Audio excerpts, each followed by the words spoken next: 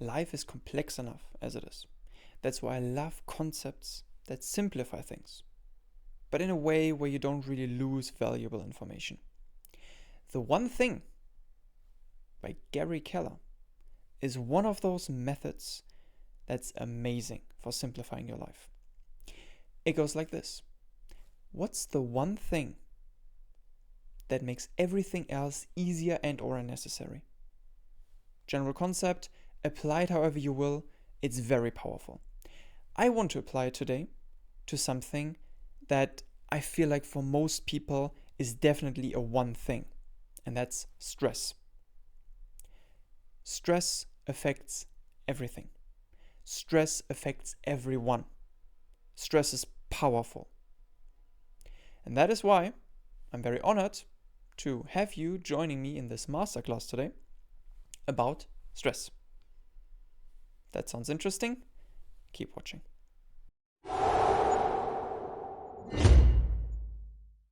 Hi, I'm Sven, a holistic performance psychologist with the mission of empowering you with the knowledge and tools necessary to consistently achieve your goals.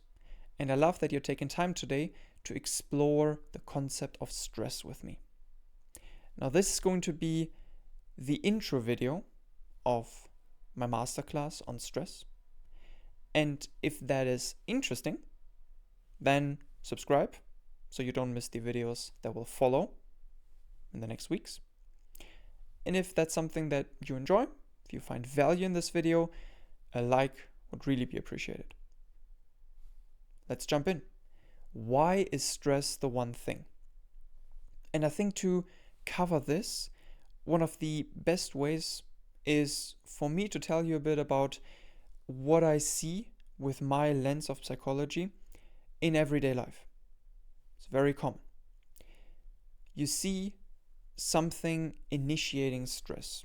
You see a conversation, you see feedback, you see a misunderstanding, and it produces stress. There's pain in there. Maybe someone gets told off by their boss. And now, instead of dealing with that stressful situation, they disconnect, thoughts are running wild, there's emotional energy that gets suppressed, doesn't get looked at, especially by men. Instead, go to their office and they sulk, and they overthink, and they interpret. They try and figure out, what does all of this mean? They're in a bad mood. And with that bad mood, a colleague comes in, and they snap at the colleague because there is emotional energy that is completely suppressed. And anything the colleague says that is remotely wrong or could be interpreted as an attack, this emotional energy latches onto that and they snap. Colleague doesn't have that, leaves the room, maybe says something not so nice, and the day just got worse for this person we're taking a look at. They overthink, at some point the day is over, they had a terrible day. Instead of going home and managing the emotions, maybe talking about it with their spouse, they hit their vices. Maybe they go out and have a couple drinks, gambling is another way, doing something stupid, taking drugs, whatever. Now, that makes it so that their dopamine system, their reward system, is way down.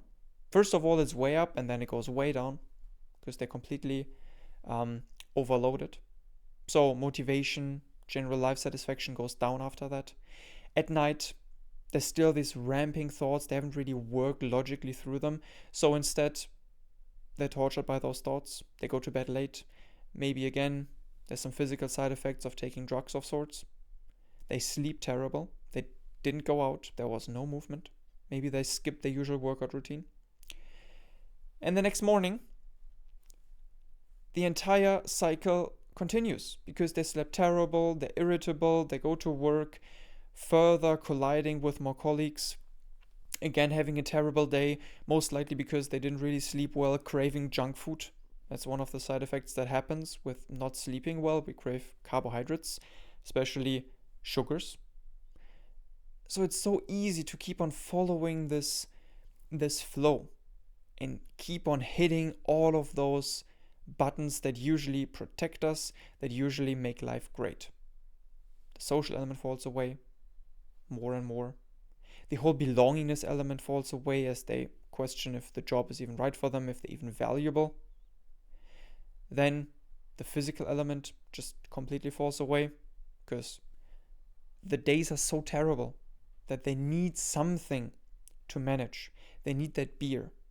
They need that relaxation. They need that video game, whatever it may be. And the cycle continues. And this is not a cycle you easily get out of. The deeper you go, the weaker your body becomes, the more susceptible you are to bad choices, and the more stressed you become. This is stress for you.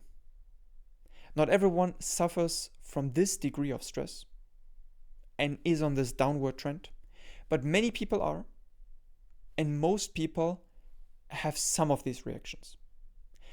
Now, we can't avoid having these things trigger our stress response. Having that difficult conversation with someone. Maybe something happening to us. Maybe someone close to us dies. We can't avoid those things. Stress is not avoidable.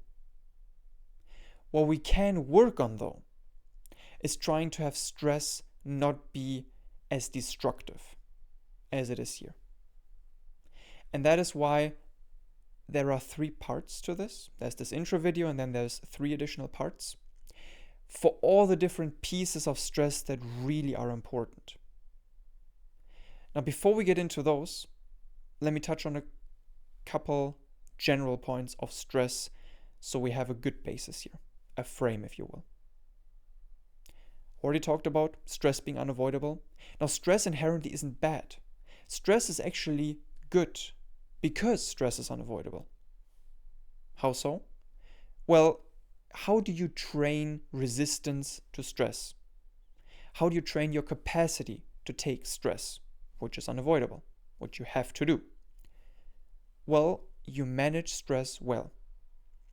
You keep on engaging with stressful things. You elect to be stressed. Now, that's important. And if you manage stress well, that stress, perfect. It trains you.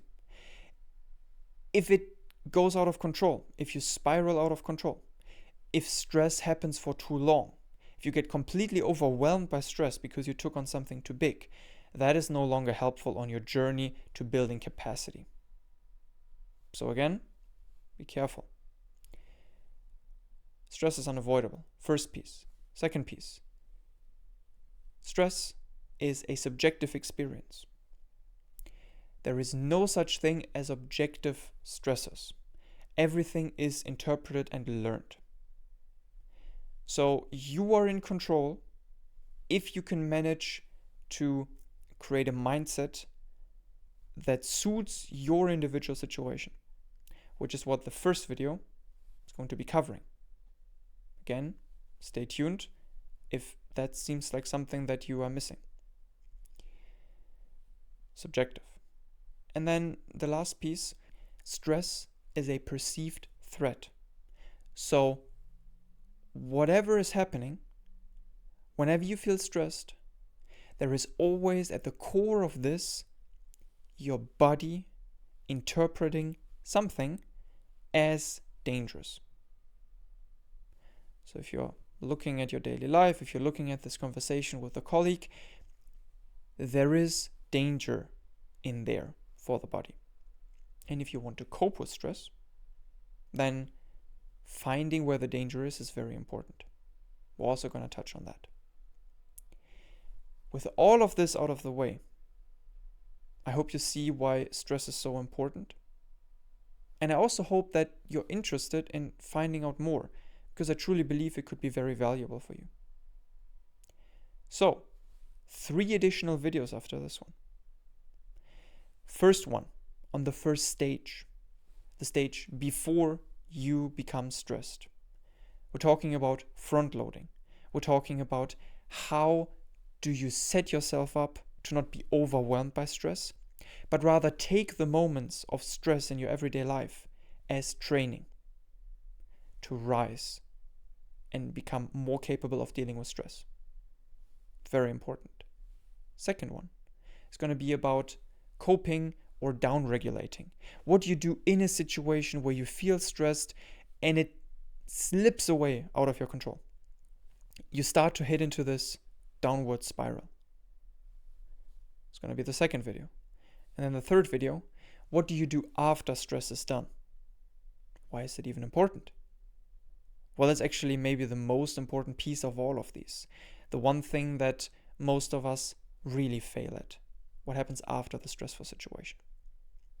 And with that, stay tuned. Again, if that sounds like something that you don't want to miss, you can make it more likely by subscribing. And if this video was helpful and you're excited, comment and like the video as well. And I'll see you in the next one.